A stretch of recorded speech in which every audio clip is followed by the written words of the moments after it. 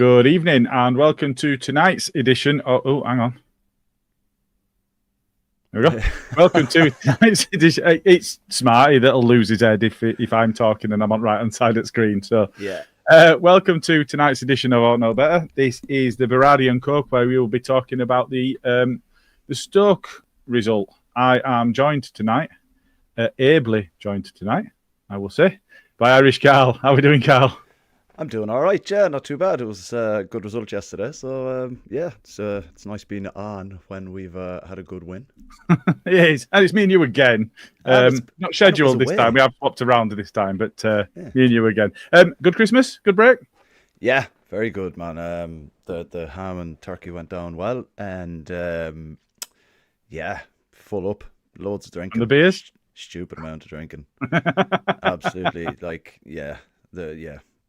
It doesn't even bear asking my kidneys how they are or my liver or anything. Good man. Just going with it.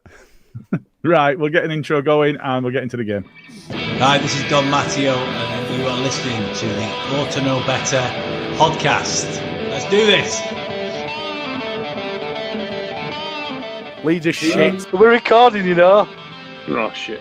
We had a good start. I don't think we've got the personnel. You can fucking laugh all you want, you absolute bellend. I think about things, that's why you lot are idiots. A melted version of a dick that's been shrink wrapped. The absolute elite shithousery of this.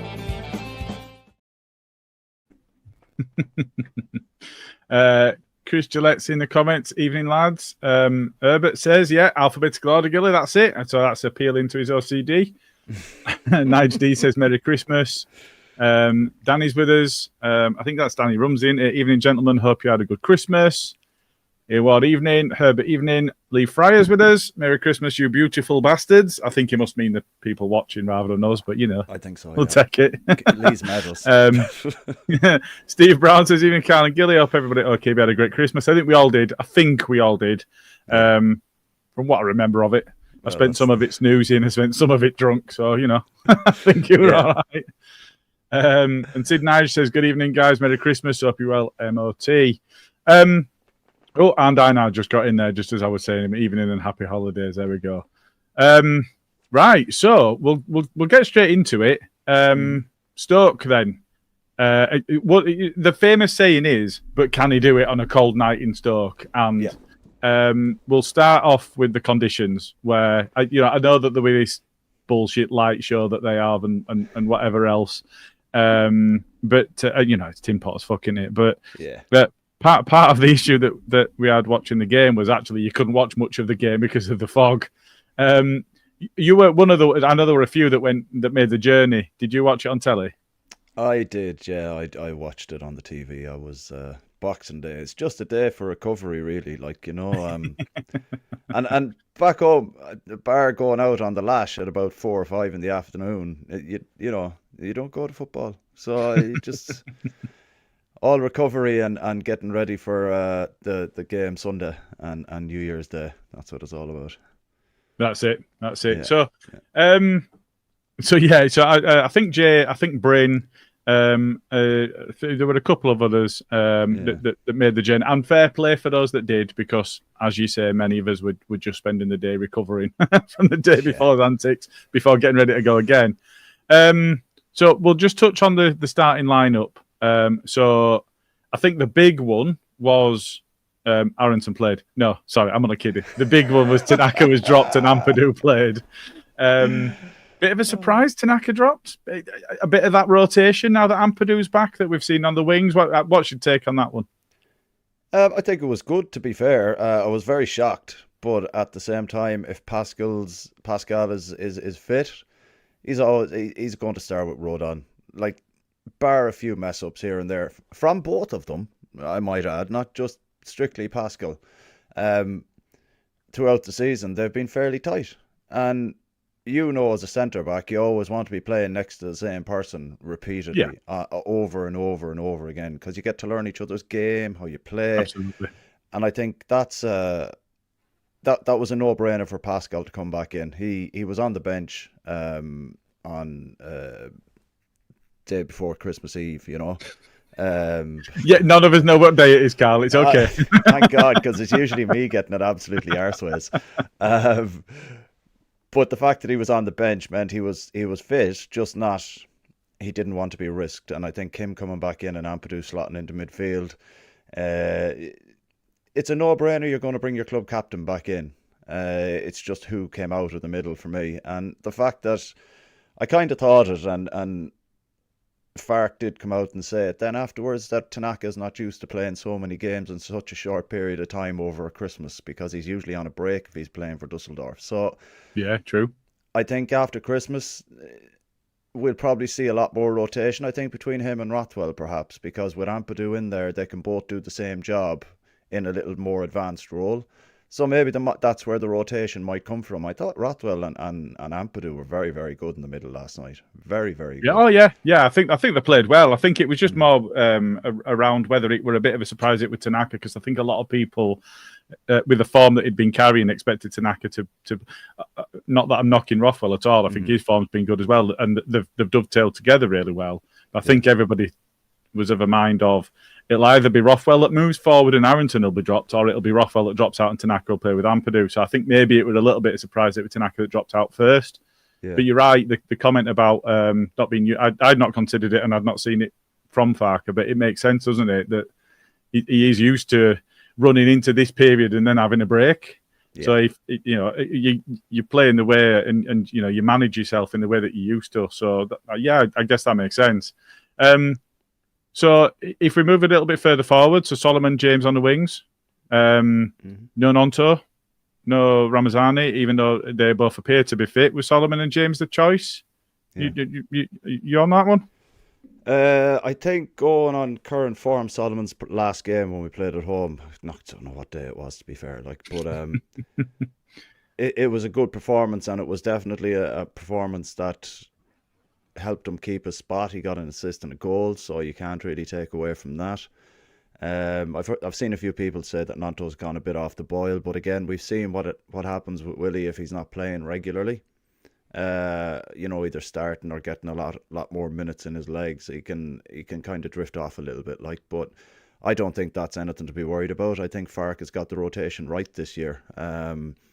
Between the four wide men we have now, barring obviously the couple of injuries that we've had, I think the rotation has been really good, and he's chose to do it at probably the busiest period that we're going to have over the course of the season, and it's worked out. I think those two up on the wings, I think it took Solomon a little bit to get back in, to get into the game. I think more so than Dan James, because like we've mentioned previously, Bogle is one of those fullbacks who will overlap. Whereas it's no slight on Byram. He's 31, 32. I'd have already called for him to be shot out the back of the stables if he was 3 years ago. A couple of years ago.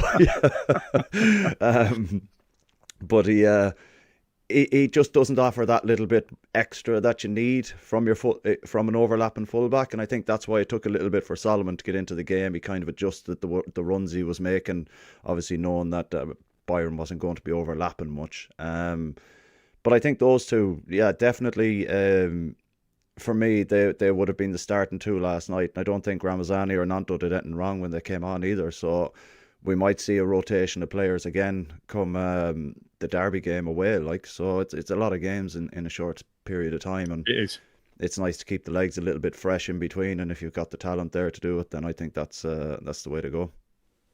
Yeah, it is, and you're right about the quick turnaround. I think it's one of those where we know this period is tough. So anybody certainly coming into this country are new, but coming into this country and in this division, they have to be ready for that. So as soon as you'd said it, I was like, oh yeah, that's a fair point about Tanaka. But yeah, I think it's one of those where if you aren't ready for that, then it can take you by surprise, because there's like 4 games in 12 days, and it's a lot to put somebody through when we cover so much ground, but especially on the wings. There has to do so much out there, and it's you say that, but it's wings and fullbacks that are asked to cover a lot of ground, and we've got the rotation on the wings and not so much in the fullbacks, because it was good to see Schmidt coming back, but we don't have that depth at the moment. to rotate as much as probably he would like with Firpo being out. So being interesting to see what he does there. And then just even moving further forward. So 7 games without a goal or assist for Aronson, 5 games without a goal or assist for Pirot before the game last night. Was this an opportunity for them to be able to put some of that to bed because we expected Stoke to be a bit shit? Or was that a bit of a gamble? Aronson or Pirot? Both.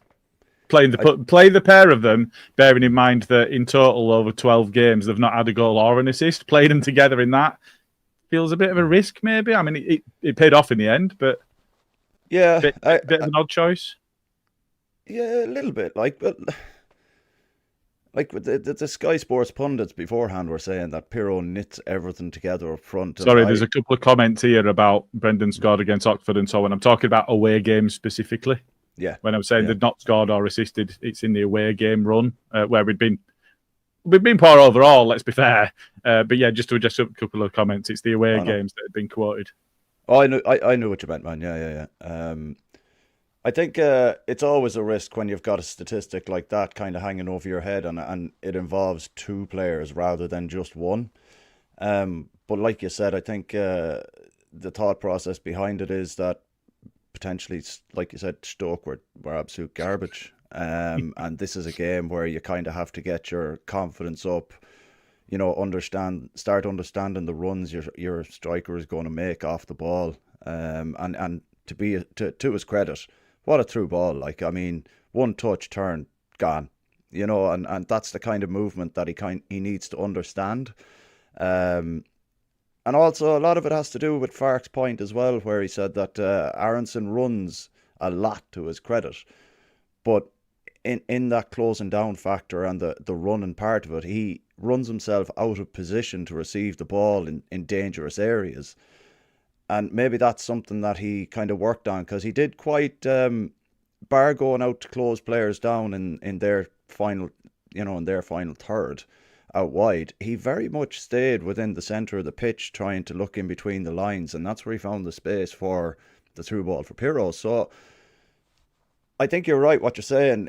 Stoke weren't great by any means, and it was a game for the confidence, I think. And if they can take what they did there last night into the next game against Derby, it'll be a tougher proposition, mind. But I think there's definitely something there if he just stays in between the lines, Aronson, because those little, take a touch, I have space, turn, gone. Where he's not given the option to drag the shit out of holding on to the ball. Like that sometimes, like, I know I've said he's doing it less, which he is. But then in that kind of position, he has no choice but to play it quickly. So it might be the best thing for him to just stay and just occupy that little zone like he's meant to as a number 10 and not run himself out of position so much. Paul Brennan makes a point here, and it's a point I was just about to come to. First 10 minutes, they've got a chance. Their 9 held it up well. A couple of players ran off him, and it ended up in the middle of the box. It's straight at him, but Melia's got to make a save. And I think it's one. So the comment Paul's made is Melia made a crucial save. If that had gone in, the match would have been different, as it was set Leeds on their way to victory, especially in the fog where Leeds United we can't see a thing. I think it's one of those, isn't it, where if they get their noses in front, that's an awful game. Yeah. Oh Jesus, that's last season all over again, isn't it? Yeah, and it changes the complexity all over, doesn't it? In that, there's very little jeopardy because we had so much of the ball already that the jeopardy aspect of it is they'd have gone into that hoping for a point. Yeah. So they get their noses in front and all of a sudden they've got something to fight for. It's not unrealistic. They are playing, which we're now top of the league. So they're playing the best side in the league coming out of that game, where we'd had a game in hand. So I think it's for them getting their noses in front completely underscores their game plan. That's exactly what they wanted to do, is just get a foothold in the game. And I think for me, they were trying to get to half time and not be out of the game. I think there were quite a few chances really that we had where we weren't clinical. I think if you look at the the number of shots that we had. We were into the 20s in terms of shots. To come out with 2 goals is quite disappointing with the number of shots that we had. But I didn't feel like the result was ever in the balance. It felt like we were going to be winning the game. But just going back to the point you made about Aronson and closing people down, we had 76% possession. Is the closing down an important factor at that point? I don't want to touch on him being shit because I thought he was appalling, especially in the first half. But is that aspect that really people talk about in the closing people down and in the mobility? Is that an important aspect? Because the reason I'm asking the question is people say that Pirot's not mobile enough. Well, he got 2 and he wasn't particularly mobile. Is it important when you're dominating the ball so much? I think in our team it is a little bit because we've seen what happens when we're pressing high up the pitch. We saw it against Preston a couple of weeks ago where Pascal, they turned the ball over on the edge of their box and 2 passes, they were in our final third. So I think with the way we play high up the pitch, I think Aronson still making those closing down runs is important because it puts pressure on the opposing team to panic with the ball. And we know what we can do once we get on the ball in dangerous areas. It's just we need to be more consistent with it. But I think his closing down is still very important regardless because when you see a team break away like Preston did, where granted Pascal slipped and they got away, but that's how quick it can happen if the closing down isn't there. And Aronson was taken completely out of the game in respect to closing down because it was a quick turnover. So you do want them making those, those particular closing down runs on a regular basis, regardless. I think for me, it panics defenders, and when defenders are panicked, it's a great opportunity to be able to kind of push yourself forward. And if he's winning the ball back in dangerous areas, then I don't understand. I think it's vitally important, really, all the time. And that is one perspective. Absolutely. Like, I'm not saying I'm right. I'm not saying I'm wrong, but I'm just, I'm very much... No, that's fine. I asked you a straight question. I got a straight answer. That's good. That's what we like. I would like it to be more somebody that's more of a threat to the opposition than somebody that's more of a defensive-minded player further up the pitch. I mean, that's my stance on it. Scooby's made a comment here. It's all a bit chicken and egg, isn't it? Does the egg need to press if the chicken spends most of the time laying an egg? I don't know. Scooby is the honest answer. I've got no idea. It's all a little bit trawler being followed by the seagulls. That's absolutely ruined my noodle there now. I'm not going to lie. It's a strange one. I think just a last point as well, and I've not starred it, so I need to find it. Bogle, this is from Steve Brown. Bogle, some great contributions, but his stats were awful. Lost possession 22 times. I mean, that's Aronson level of losing possession. That's high. 70% pass completion. Lost 5 or 10 challenges and both headers. But you're right, he put James away a few times. I thought he had a really good game, but he was basically playing as a winger rather than a fullback, and he was doing all of that, creating Dan James space, taking the ball on the run. There were a ball over the top for Pirot's, I think Pirot's headed goal, wasn't it, where he put James away and then James crossed it for Pirot, which was a brilliant cross, but also a brilliant ball over top, perfectly weighted for Dan James to run onto. Yeah. They're building a good partnership, but I thought Bogle played really well. Now, Bryn won't like this, and if Bryn's watching, he's definitely going to be having his head fall off. I thought Bogle played really well. Yeah. However, the one thing I would say is, for a lot of the time, he was on the side that we couldn't see. So that might have masked some of the bad stuff. Yeah. The one thing I quite liked about Bogle last night, there was a couple of incidences. Oh, what? I'll just take my foot out of my mouth. There was a couple of incidences where he was caught ball watching. And I'm not just saying it just because I've, hammered him with ball watching Bogle. But there was a couple of times where, even through the fog, you could see it. There was a couple in the first half or the second half, where he got badly stung. But thankfully nothing came of it. And I thought yesterday his running was absolutely fantastic. I thought, like, he was doing what Rothwell does, where he picked the ball up, saw space, and just ran.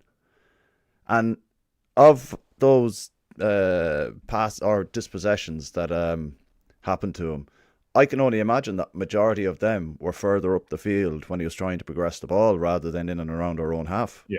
So I think stats can be kind of misleading sometimes, because if you look at where he's lost the ball, then if it's, you know, in their final third or in and around that area where it's of absolutely no danger to us, but we seem to turn the ball over really quickly yesterday, even if we did lose it in that area. So it was like, yeah, I get it. He's lost the ball 10 times or whatever out of 17 or whatever the case may be. It was 22 times he lost it. Apparently, I've not. Yeah. In fact, I can look now because I've got SofaScore up. So Yeah. I can look now. Yeah, 20 lost possession 22 times, won 0 of 2 aerial duels, and won 5 of 10 ground duels. Which, on the face of it, that is poor. He completed 39 out of 56 passes, made 1 key pass. He had 1 cross. And 100% accuracy on that. 1 shot on target. But you're right. Lies, damn lies, and statistics is this term, isn't it? That stats are even worse than lies for telling whatever it is you want to tell. Yeah. So it's more than just that. But if you look at his heat map, the majority of time was spent in the opposition half, which for a defender, you know, you're looking at that and you're thinking, well, he's been asked to do a job there, and he's gone and done a job. And I think if you contrast that, as you were saying, if you contrast that with Byram, a lot of his time was spent in our half or around the halfway line, whereas Bogle was much further forward. So, you know, he was given that additional width, and you know, Dan James benefits from that.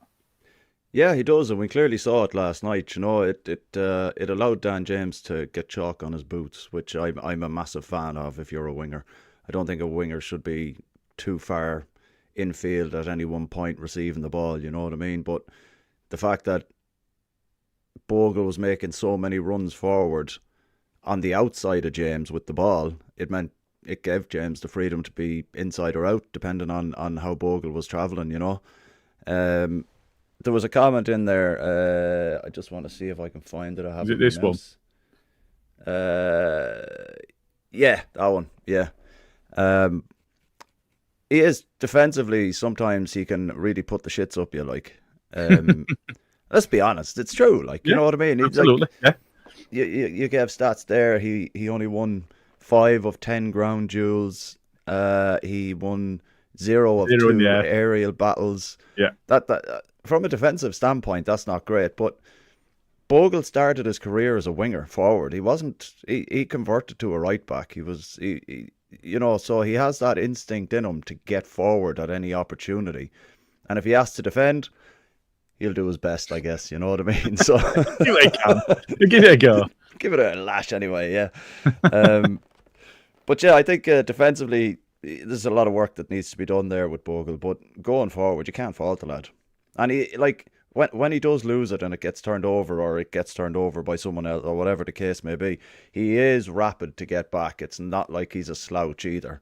Yeah. So yeah, you know, that's fair. There is that side of it, like. Yeah, and so if we consider Stoke themselves, so one of the things coming into the game, you know, we'd been linked with Victor Johansson before the start of the season. He moved to Stoke. I think it was a smidge over £1 million, and you're looking at that and you're thinking, well, if we could get 15 million from Elliot and we could have signed him for £1 million, we would have actually improved our starting 11 and banked £14 million that could have been spent on a 10. But you know, there's all sorts of connotations that go along with that. So because of the noise before the season, and because of the fact that we didn't go and do that, and we stuck by Melier and somebody else signed Johansson, you're going into that game thinking, is this going to be Blackburn from last season, where their star man by a long, long way is going to be their keeper, who the following week is going to be absolute shite, let's be honest. But their star man's going to be their keeper. We're going to have all these shots, all these chances. And actually, if you consider the chances that we had beforehand, some of them were comfortable saves, but well struck on a foggy night with a greasy ball, and you're thinking, fucking hell, he's just cleaning these up. He were rapid off his line. He were coming out playing sweeper keeper. He were doing it well. And I think because we're quite cynical as a fan base anyway, it's easy to slip into the fucking hell. It's going to be one of those nights. He's going to have a stormer of a fucking game, and we're not going to be able to beat it. But I'm just going to ask a different question before we come on to the actual performance. Would you swap him for Meslier now? I don't know. Like, the way I look at it, right, a keeper is only as good as the defenders in front of him, and if he's having to do a lot of work, then, maybe he's, not up to it, really. Maybe he's just speaking, maybe he's just, he's one of those where, I'd like to sign him, but I don't know at the cost of maybe losing Meslier, because he, Meslier has played at the highest level for Leeds, and he has, even though he's only 24, he has that experience as well.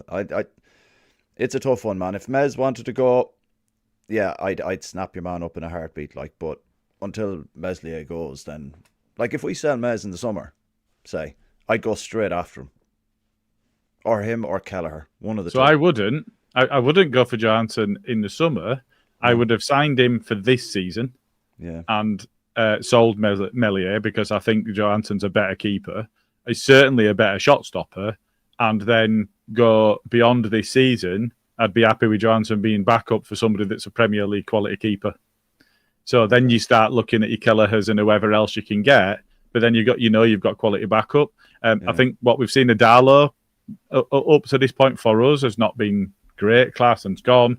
We're looking at Meslier, and then there's a big distance behind him, and there's been a lot of noise made about the save he made inside the first 10 minutes. And to be fair, it was an important save, because as we've said, if they got the noses in front, it changes the complexity of the game, the complexion of the game even.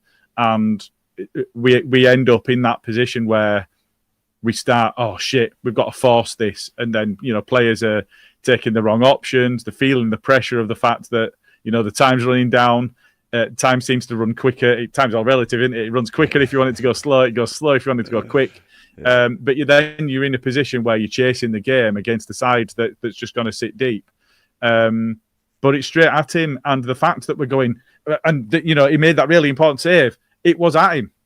And it's those that he's not been saving. And that's been the issue. And you're talking about a keeper's only as good as the defence in front of him. Our success so far this season has been stopping anybody having shots. Yeah. Because the shots that people are having against us invariably tend to go in. And that's the issue. And I think if you consider our weak link, it's at 10, and there's no arguing that, Farke were really clear that he wanted a 10 and we didn't get one. Yeah. So we know that the 10, and for me, the keeper, and there's big. I am worried already that if we get promoted this season, we're going to stick by Meslier, and it's going to turn toxic against him really quickly, because he's not up to it for me. See, I think you're right there in that if we go up, then Meslier will still be there. But I think if you bring in the likes of Kelleher as well, it gives like the manager something to think about. Whereas now he doesn't have anything to think about between the sticks. It's just Mez.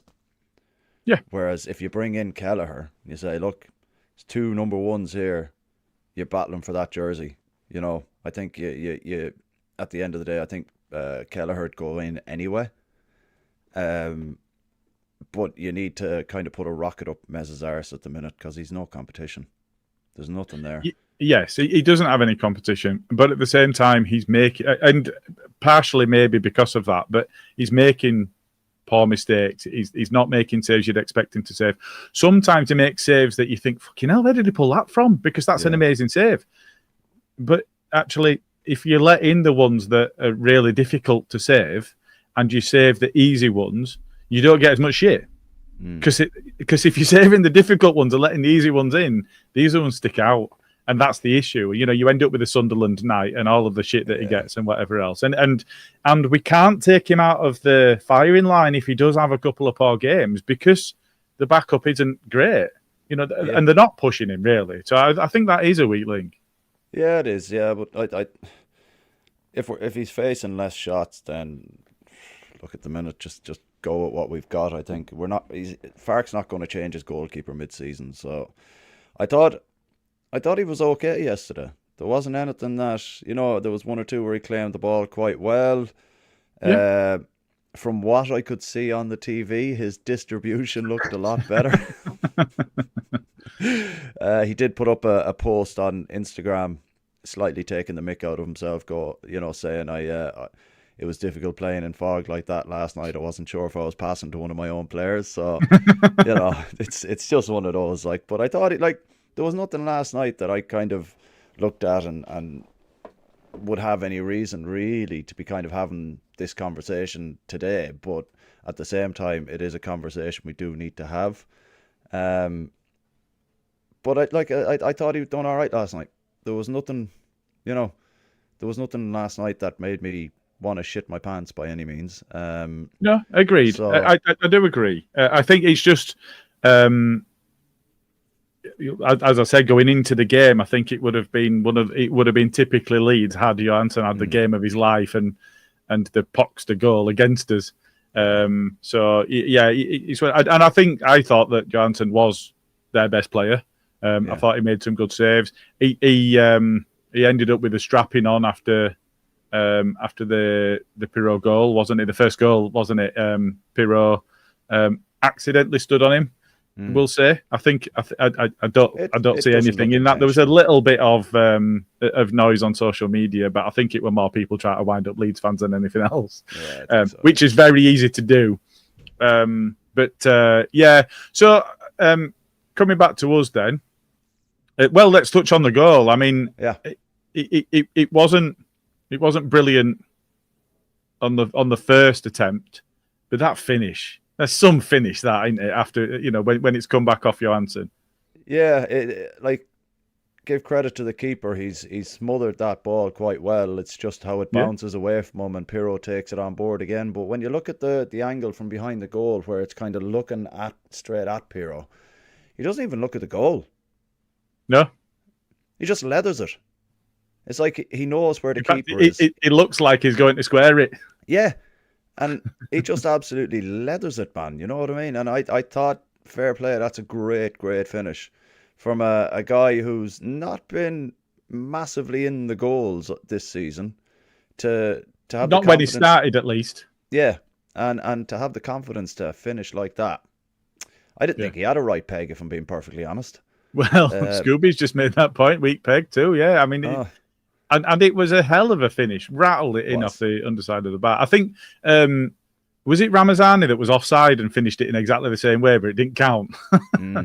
Not last night, but in a previous game. But yeah, I know some finish, especially off weak leg and not, almost a no-look finish. Yeah, and there was a defender on the line as well straight away after the keeper had saved it. So the only other option was square it or just put your foot through it and hope for the best. And clearly knows more about what to do with the football than I do. So I'd have probably squared it in that position. But that's the way it goes. I thought it was a good finish. It's nice to see everyone kind of backing him still. There's never any kind of thing. Ampadu came in and was absolutely roaring at him when he went in the celebration and all that. And I thought, it's just good. You know what I mean? It's nice to see. I remember once. I don't particularly like the individual. It's just the comment he made at the time that stuck with me. Stan Collymore were being interviewed, had just scored a perfect hat trick, left foot, right foot header. And I remember the interview saying to him, he'd scored a really, really good volley. I think he was left-footed and he scored it with his right. He could have been right-footed and scored it with his left, but it was his wrong foot. But I think he was left-footed. He'd scored it with his right, and it were a pearler into the top corner. And the interviewer just said to him, "So, how do you score that with your weak foot?" And he went, "Well, you don't really know. When it's your weak foot, you just try and hit it hard and get it on target. When it's on your strong foot, you ought to be doing better. But you just lash it when it's on your weak foot." And it seems like that's what Pirot did, because I don't know if you heard it when he were talking to the official podcast early in the season. What he's been trained to do ever since being a really young kid playing football is pass the ball into the goal. I mean, he didn't do that last night, but if that's the principle, if it's on your weak foot, you just hit it put your laces through it and get it on target, then fair play. It worked. Sometimes that's just what we want them to do.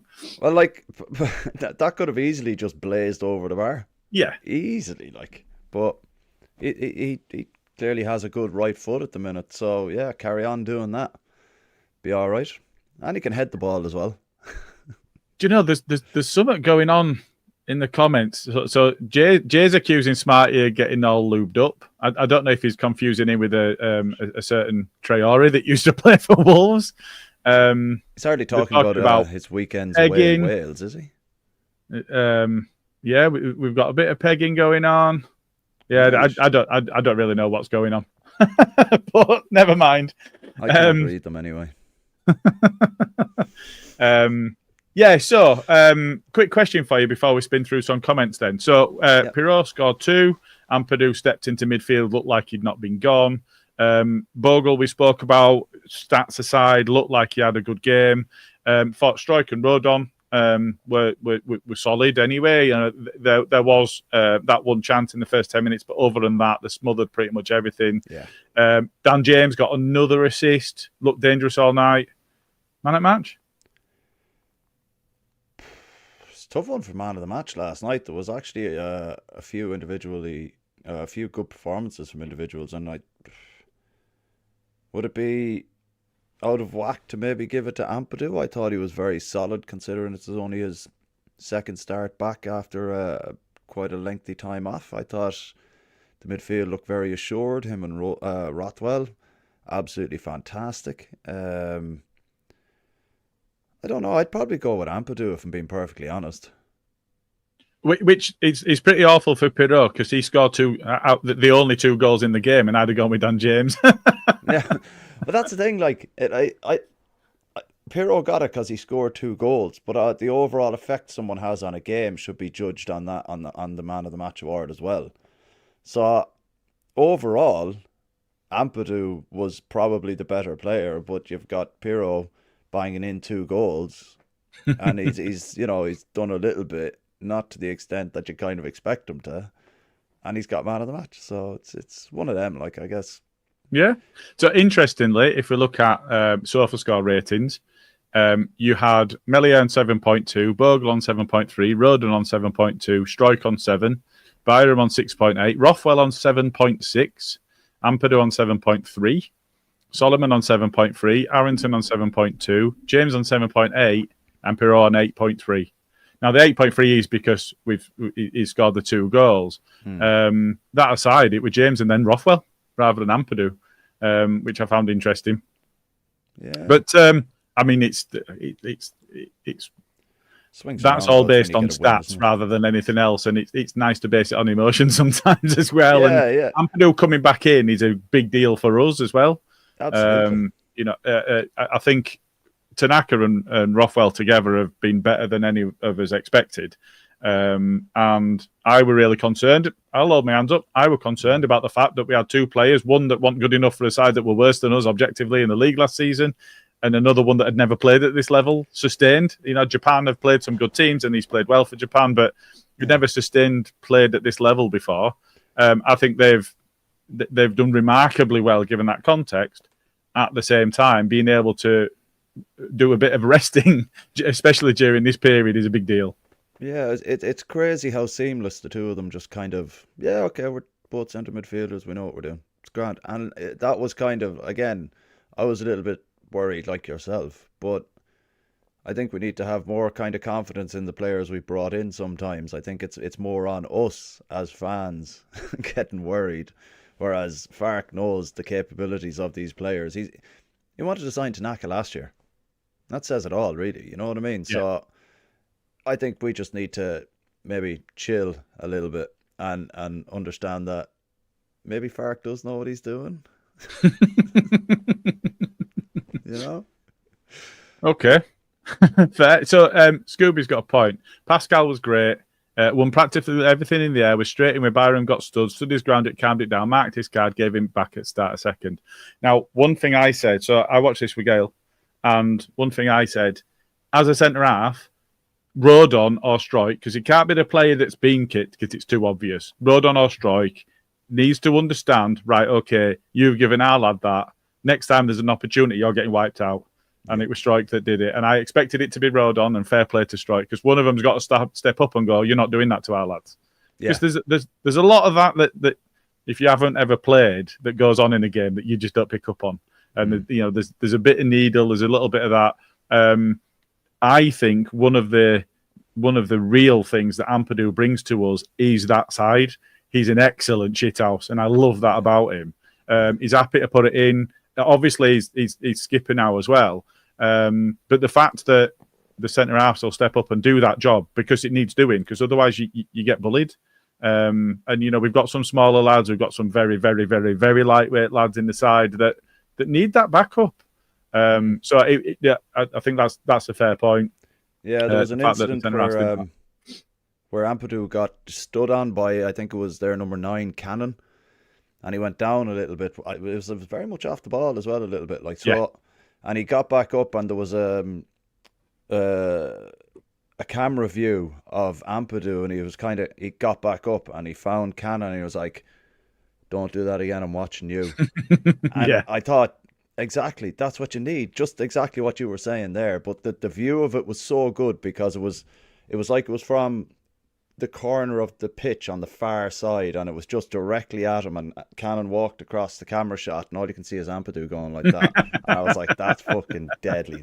That's it. Like, because you could see him against Huddersfield last year when your man got sent off. He's like, yeah, go on, fuck off. Yeah, I like that about him. And it is important to have that.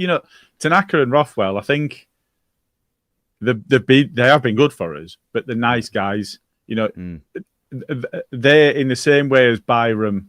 Byram's a big lad. He's quite tall. All right, he's quite slim, but he's quite tall.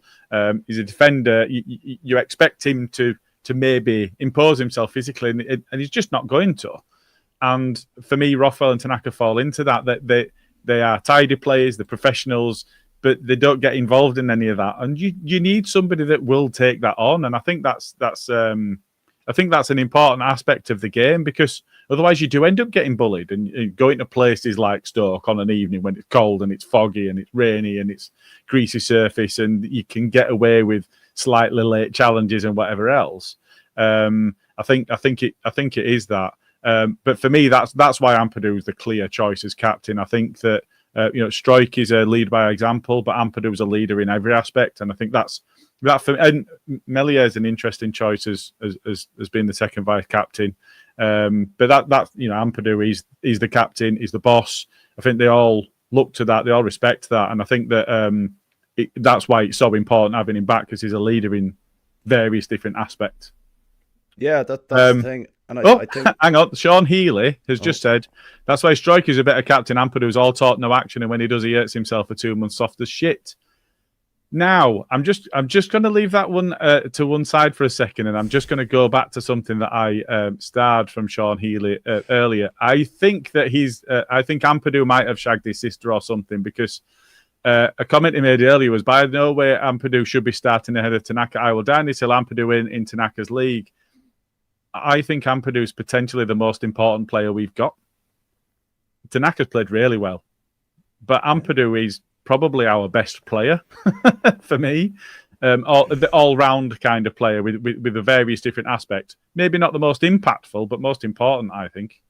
Well, yeah, I think so. Like we said earlier regarding the Tanaka-Rothwell thing, we all shit ourselves as soon as Gruev went down. Because we knew we were without Ampadu, and we were like, we don't know what these boys are like. And none of us can sit here and claim that, we knew it was going to be fine. We knew everything was going to be absolutely not. There's no way. So I get what Sean is saying in respects to Tanaka being a really, really good player.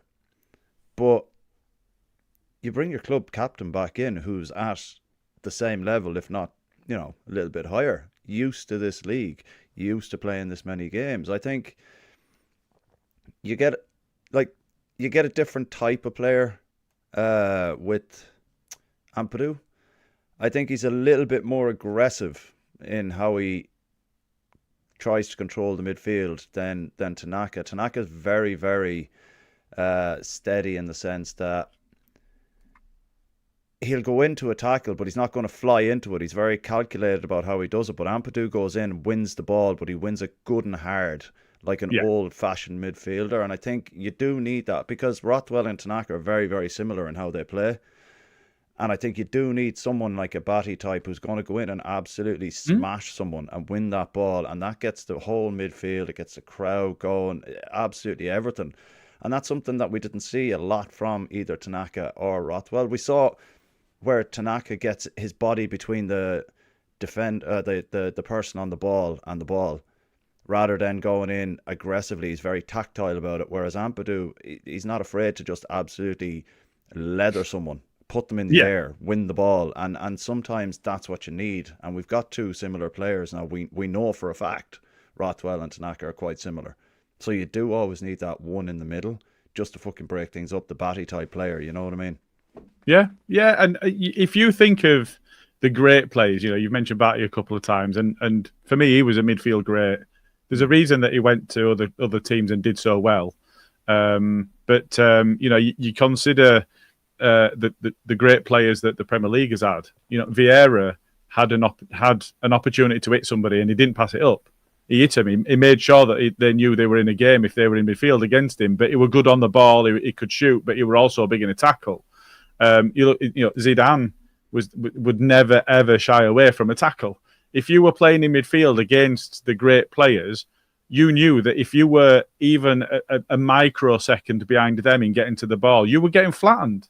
Oh, yeah. And that's an important bit for your opponent to have in the back of their mind, that if you're not beating me to that, I'm going to take it and I'm going to clean you out. Yeah. And it's good when you are so much better than the opposition that you can play in such a way that you don't need to make a tackle. Because somebody that's making an out-of-control tackle, by definition, they're out of control because their midfield opponent has got one up on them or has got there ahead of them or whatever that might be. But it's a different dynamic when you're dominating the ball, you're dominating midfield, but you're also dominating your opponent physically. And I think that's an important aspect that can't be undersold. And I think that when you look at Tanaka and Rothwell, they are similar, and we are dominating side, and they are able to dominate the ball and to win the ball when it's needed. But like you say, they win it by being able to position themselves in the right way and manage things. If there is something where there's a big tackle needed, Phillips could do it. He would go and make a big tackle. And you look at Rothwell and Tanaka, and you're like, they'll probably stand off and try to block it if it's passed instead of going in and making a tackle. Ampadu, what? Steam straight in. Yeah, I just want to... There's a series of comments here. I just want to run through them. Sean said Ampadu went in hard and broke himself. From my recollection, he won the ball and he got absolutely fucking kicked in the air. That's my recollection of it. I don't think he broke himself as such. I think someone else broke him. But he also admits that Ampadu did peg his sister. So I don't think it's pegging when it's a fella doing it to a woman, is it? That's not what pegging is. Okay. It's a polite way of saying anyway, moving on. So we'll just spin through a few comments now, Eminem, anyway. I want you to read this one out, and I want you to do it in your best Dutch accent. Oh shit. Right. That's not going to work for me. It's not going to work. Training, yeah? I will eat waffles, have sex, smoke super duper, skunk, and score 2 goals. Shrugs. It's no problems, I think. Now, that is a better job I could have done with it, so very well done. Thanks. I think Scooby might be referring to Pirot and his ability to score goals there. Yeah, I think so, yeah. Roller Buttonubs says, all I wanted for Christmas was better away form, and I got it. It's really important we build on this now. Going into Derby off the back of an away win is a big deal. Derby are mid-table, but they've been a bit better than Stoke. They got an away draw against Burnley. They beat Portsmouth. They've lost a couple of games that maybe you'd have expected them to get something from. But it's a different proposition to Stoke, I think, and they've not been too bad recently. So being able to go into that with an away win under the belt, I think is important. Carry that form on? Yeah, hopefully. Let's try it anyway, see what happens. Couldn't be any Talking worse about than carrying previously. things on as well, though. Jay says, "Evening lads, was an electric away end last night. I think it's important that in the away fixtures the fans make themselves heard, but it'd be really great if we can translate some of that away electricity, I guess, the atmosphere from that into the home games as well, because that's been somewhat lacking recently. And if we can improve the away form and improve the home atmosphere, then jobs are good, and really, yeah. Yeah, I think so. Yeah, absolutely. Good Good stuff. point, Chet. Mark Barlow's in the comments. Welcome on, Mark. Farker rotating and us having decent players to be rotated in seems like a better position for us compared to last season. Rothwell becoming unstoppable, especially with set piece capacity he had. Well, he then corrected it afterwards to say has. Is it a question, slightly negative context maybe, but is it a surprise to you that Rothwell doesn't have as many pot shots at goal from a free kick position as you might think, and that he's not popped up with a couple of goals already?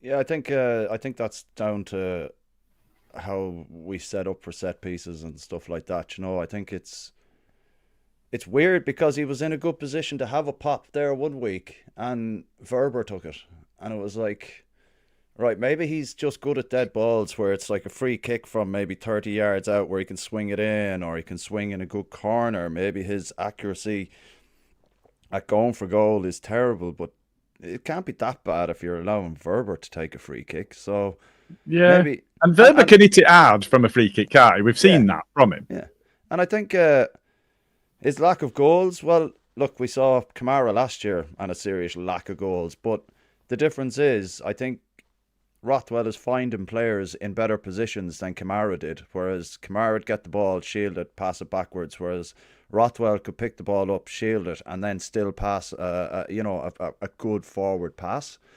And I think if he can maybe get 1 or 2 goals, I think that's even better. But I don't think it's anything to be worried about with Rothwell. I think his set piece capacity it's improved our corners greatly, our free kicks outside the box. Just in general, I think he's been quite good this season, and maybe becoming unstoppable. I'd maybe go undroppable, but it's a long old season, and Fark is definitely going to start rotating the midfield at some point now with having 3 of the main boys back. Yeah, agreed.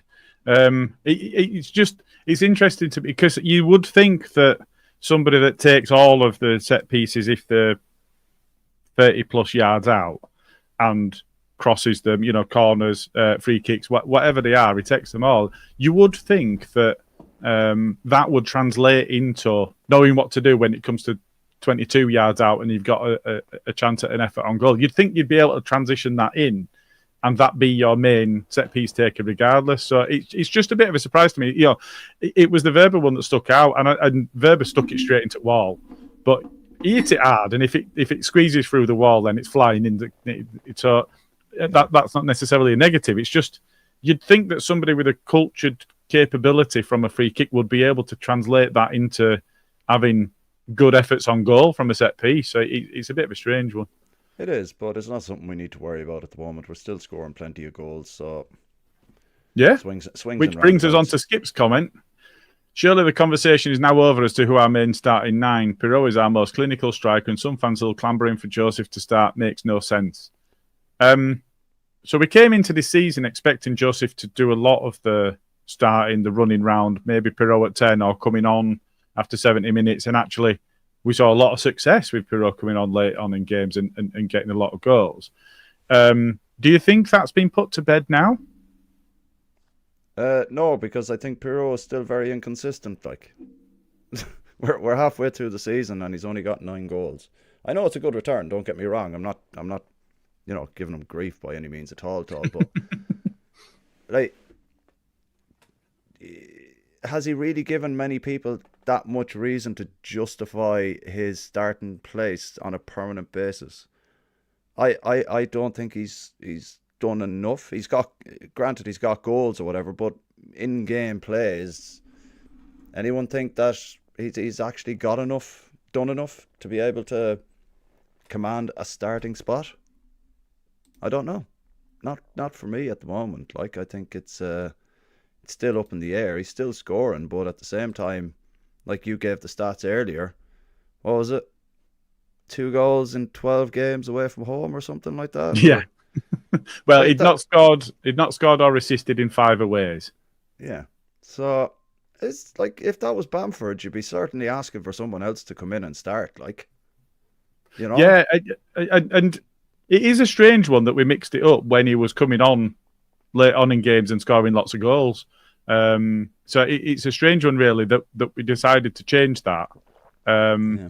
But so if we look at the Derby game, albeit a quick turnaround, but if a player's coming off scoring 2 in a game, do you make a change? You can't now because he scored 2 goals, but I don't think, like, as someone watching, I don't think he's done enough to be commanding a starting spot on a regular basis. That's all I'm saying. Like, he doesn't do an awful lot else outside of scoring. Yes, he's a striker, but you gotta expect more from your striker as well. Like, you know, it's not trying to be a dick and ask him to fail by any means, but you still need to set a standard for your striker that needs to be adhered to, really. And okay, so you mentioned about we're halfway through the season. He's got 9. If he gets to 18 by the end of the season, that's a success, isn't it? In his position. of course, yeah, but how many games might he go without scoring, where it could be the detriment of the team, and he started, but he's gone 4 games at home without scoring, or he's gone 4 at home and 2 away? People would be outside Patrick Bamford's house asking for his head. And were. That's what I mean. Like, and it's a difficult one. Like I mentioned, I don't think he does enough throughout the game to command a starting spot, and I think that's why it's still up in the air. Yeah. But okay. I think that's a fair point. Has Joseph done enough to be the second choice, or is Bamford still in the mix? I know he's linked with Wrexham and Genoa and a couple of others, but is he still in the mix? Who? Joseph. Bamford. Joseph's in the mix, isn't he? But is Bamford in the mix, or is Joseph just the second choice and that's all there is? Well, the way it looks like it's going, I think it's Joseph is still second choice. There's an element of energy about Joseph when he comes on that seems to hamper teams when he starts running at them late on in a game. Patrick is a completely different type of player. He'll still run the channels and hold the ball up, but when you've got Patrick Bamford running at you, I can't imagine there's too many centre-backs worrying what's going to happen, whereas you've got an enthusiastic bleeding Joseph coming on with 15 minutes to go. Like we saw last night, he started running at players. He had 2 good efforts, you know, forced a save out of Johansson as well, and you're kind of looking at that going, yeah, look, that's kind of what we need. Like, I'd compare it to bringing on Ramazani on the wing when a fullback is knackered. Your centre-backs are going to be knackered as well, and the last thing they want is a young 20-year-old coming on and absolutely horsing it around the place, running straight at them. You know yourself, centre-backs don't like to be on the back foot, and that's what a 20-year-old does. But a Bamford doesn't do the same because he's not running at them with the same enthusiasm and energy as Joseph would. To answer your question, is Patrick Bamford completely out of the picture? I think we're one injury away from saying no. That's how I look at it. From saying no or from saying yes? From saying no, he's not out of the picture. Bamford. We're one injury away from that. Yeah. So if we get a striker injury to somebody else. Yes. Sorry. Right. Okay. Me. Yeah, I'm with you. Yeah, it's because Bamford's been injured so much. I would try to work it out. Yeah, I see where you're coming from. Yeah, anything at all happens to any of our central forward players. Yeah, Aronton's been playing there. Pirot, Joseph. Any of them have an issue at all? Bamford's your first sub in those positions, really. There you go. Even now. So, yeah, it'll be an interesting one to see how that shapes up and exactly what we do at Derby, because I think you're right. It's really difficult to drop a player that's just scored 2. Having said that, with it being such a tight turnaround and 2 away games, it might go, do you know what, Pirot, you're scoring from the bench. I know you've scored 2, but I'm going to give Joseph a start here because I want pace up front, and yeah, okay, I'm still hoping that if you start Joseph, you don't need to start Aronson, and we can start somebody better. But it's one of those where it might be that he makes a change because of the tight turnaround, and we're on. Let me just double check so I don't get it wrong. We're on Friday now, so we played on Thursday. We're playing again at the weekend. It is quick, so it is a decision point, I think, still whether Pirot starts or not, even though he's got 2. Yeah. But that's why he's paid the big bucks. He's got to make those decisions, hasn't he? Exactly it. Coming from Wayne, Bogle's always okay going forward. It's defensively gets caught with Ampadu when he covers more naturally for him. I think that's a point as well. Tanaka, Rothwell, we've spoken about. But we do look more assured in defence when Ampadu plays in midfield, which seems a bit daft, especially with Tanaka and Rothwell often dropping deep to make that third when we're in possession, but in defence to make that third person in the back line when the fullbacks get forward. But he just seems to read the threat a little better than everybody else does Ampadu, and before it becomes a threat, he's already snuffed it out. So I think there is an element of that as well with Ampadu in midfield. See, it's a good point that my eyesight's fucking shocking. Wayne makes, because I like, if you watch Ampadu when you've got Rodon and Strike behind him, it is always a good thing, like, because it gives Rodon and Strike also that option to cover their fullbacks, because we know that Ampadu is just going to drop in and make it a 3 rather than just a 2 and cover that gap in the middle. And it's clever play as well, because you're not overexerting yourself, whereas you've got your left and right centre backs. They can easily cover the wings then. And it's something that works. And I'm not going to say I don't understand why most teams don't do it, because don't do it because it benefits us. But it's something that I think is kind of, with, full-backs bombing forward in any team, I think that's an important kind of tactic to make sure that your back line is covered, and having Ampadu there does give the 2 centre-backs the option to go out and clean up and cover in behind their full-backs, and Ampadu was covering the middle then. And you've got Rothwell, who's, absolutely fine covering across the middle third if we need it, if Ampadu kind of does slip back into that role, like. Yeah, I would, and this is not just a bid to find any way to get Aronson out of the team, I promise. I would like at some point us to see Ampadu doing the 1 like Calvin used to do, being that 1 in the defensive structure rather than 2 defensive players, going and imposing ourselves in midfield and in attack, and playing almost like 2 8s in Rothwell and Tanaka with Ampadu behind them. Especially if somebody's going to line up, as Stoke did, with 5 at the back and 4 in midfield, and just playing the 1 lad up front, you're thinking surely we can afford to put an extra midfielder in there and just dominate the entire thing. Now, we dominated the entire thing anyway, but it's because they were shit. But, when we play against Burnley, when we play against Sheffield United, go and impress ourselves on the game, but do so by completely dominating every aspect of the game. Because all 3 of those players are playing well. So let's get them all on the pitch at the same time. And I think that when you dominate midfield like that, and you have players that are comfortable on the ball but comfortable going in front of the ball in the way that Tanaka and Rothwell are, I think it's I think it's sorry, Herbert's just put me off that it's okay to say build the team around Brendan's absence.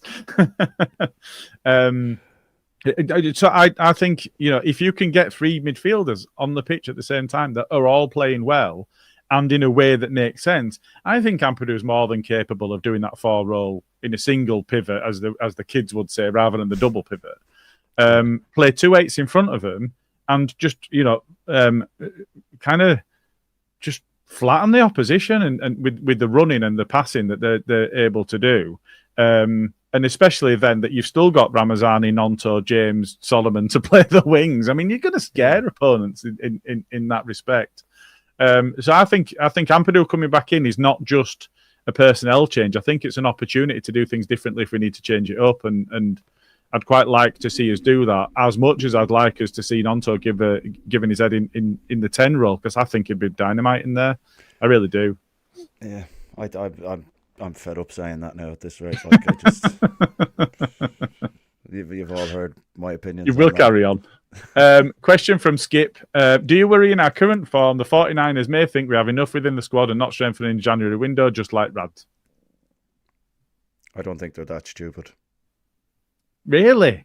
No, I 100% think they're that stupid.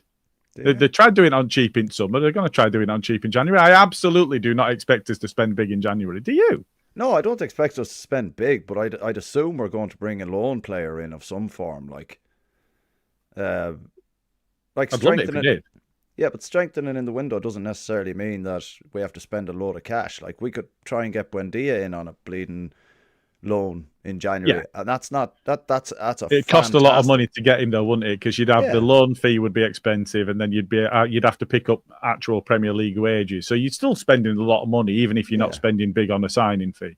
Yeah, but I think those kind of signings that I think there's more chance of seeing something like that, because I mentioned a couple of weeks ago as well. I was like, you don't want to be going out and fire buying some number 10 that's playing in France's second division because he's absolutely cleaning up there. Bring him into Championship, he's absolutely banging, can't make the step up. We spent a fucking load of money on him and we can't give him back. So I think it from a business perspective, you can see why they might not. But from a footballing perspective, you just like to sit him down and give him a quick slap and go, here, sort it out, will you? It's one of them. As a football fan, that's what I'd want. As a businessman, I can totally see where they're coming from. Yes. Yeah, I get that. And there's a couple, there's Roland saying we need some cover at the back. Ian saying it would be foolish not to add to the squad in January. He said, but only qualify. I think it probably means quality there. Yeah. I think for me, it is a gamble not to. But you go into the January transfer window top of the league, and you, as a board, you could be forgiven for going, well, we've done our job. We've clearly given you the tools to do the job, so just crack on and get it done. Mm-hmm. Otherwise, we wouldn't be top of the league. I can see. I've got no time for him at all, it's probably a main pod conversation for us to have. But just because the question was asked, I think it would be brilliant. We're not going to get Hamer, let's be honest, because Sheffield United need him. I think given what it would do to Sheffield United, even if he didn't massively improve us in terms of his output, like I said, I don't think we get him anyway. But if we were going to get him, we'd have got him in summer. But if you sign him, he weakens Sheffield United and strengthens our squad, and that would be massive. But I can't see it. If we get Buendia, fucking hell, put your mortgage on 100 points. Because if we keep him fit, then, we've seen what he can do at this level. And he's playing all right, albeit he's not playing very much for Villa. But he's training with Premier League players every day. And to come in, the experience he's got, the ability he's got, and the knowledge of that position would be massive. So I think that would be huge. And I would snap your hand off if you offered me it right now. I've got no faith in them going and signing anybody that's going to have any impact on the first team. I think we might see somebody maybe come in that's a lone player from Chelsea or Man City or somewhere like that that's not getting any game time, in the hope that we do. I'm really not confident. That McEntee lad at City is still being mooted about the place, but again, I'm not sure if that is that just bringing in another Brendan. Well, at that age, we don't really know, do we? He's somebody that he's thought of as having a bright future, but he's not somebody that you could think, that for me is more like a Rutter. That's somebody that you're looking at the ceiling that they've got and the potential that they've got, and not the impact that they would have on coming into the team. And we would really need somebody to have an impact right off the bat, because if you bring in a loan in January through to the end of the season, you can't afford 6-12 months for them to get up to speed, because they're going to mature in value, and you're going to get another 20 million out of them, because that's not the position. You need somebody. Hull got Carvalho, and he were a good player for them. And he was a good player for them right off the bat. Sorry. Now, I think he went and signed for Brentford, didn't he? So that's not going to happen. He's not having a fun time of it, but I can't see that happening because they spent money on him. But signing somebody, I mentioned Chelsea, I mentioned Man City, signing somebody from Liverpool, signing a player from one of theirs that's already broken through, It's probably not going to happen. So it's somebody that's not broken through. They're not playing regularly. For me, it is somebody like a Buendia that's played at this level and knows what it's like to have to play at this level and fight for everything, not be in that position where you're good enough where you don't have to do that, because you're going to get clattered constantly. You know, we talked about the midfielders. There's more midfielders at this level that are clatter into you and not win the ball than there are your Tanakas and your Rothwells that'll do it in a cultured way. You're going to get smacked. So it needs to be somebody ready for the physicality as well as the ability to go and play football. So it needs to be somebody for me with that experience. And Roland saying that we need to shore up at the back. I think Gilavogi can go do a job at the back. You know, Verber's back from injury. Ampadu can do a job at the back, and Tanaka and Rothwell will play midfield. Gruev's going to be back soon. I think there's enough further back, especially if Schmidt can get over his injury issues. I think there's enough there for us to get through to the end of the season. I think it is. We need somebody that can run a game in attack. Yeah, for me. Well, I think Pep thinks quite highly of McAtee, and we saw how he was with Foden when we tried to get him on loan, I think, when Bielsa was here. So if he sees him as that kind of cog that can get City's faltering season going, then he's probably not going to give up on an attacking option to go out and loan. If he's not done it now, he's not going to do it in January, if he didn't do it in the summer. Yeah. So agreed. I would love to see somebody come in that's a 10, that's a goal threat, and is going to be able to pick a pass and do the Pablo bit and all of that sort of stuff. Realistically, if we're going to get that, who knows?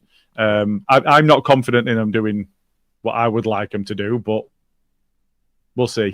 We'll see what happens. January is a long month. It's notoriously hard to sign players in January. We've been told this a million times. But equally, it should be dead easy for them to go and sell the project, shouldn't it? Come join us. We're already top at league with you. We'll smash it. Yeah, that's what they should be saying. And the fact that Fark is there and Buendia had brought Fark brought Buendia to England. It's one of those. Reunite them, get them both to get us up, and give two fingers to Norwich. Very nice. That'll do me. Yeah. Right. Okay. Just the last comment that we've got is from Danny. I tried to catch fog once. Missed. Go give Not Another Leeds podcast some shit for that one, please. Yeah, please. They're on Twitter as Not Another Leeds podcast.